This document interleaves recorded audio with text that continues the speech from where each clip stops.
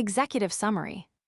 This book introduces Charismatherapy, a psychotherapy specifically designed to address charismaphobia, the persistent, excessive, and clinically significant fear of unattractiveness.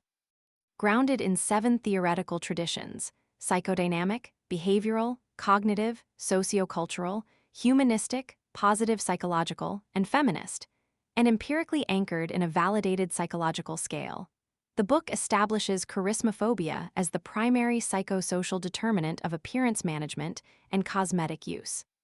Charismaphobia manifests in 2 clinical zones: the prevention zone, driven by the fear of becoming unattractive, and the treatment zone, driven by the fear of being unattractive.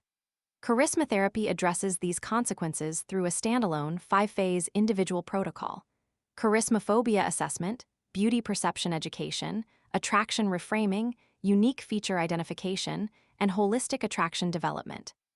The foundational clinical philosophy of charismatherapy, captured in the therapeutic aphorism, "Beauty is to feel beautiful," replaces culturally constructed beauty standards with the age-independent, culturally inclusive, and universally achievable concept of holistic attraction as the basis of the client's appearance-related identity and social confidence.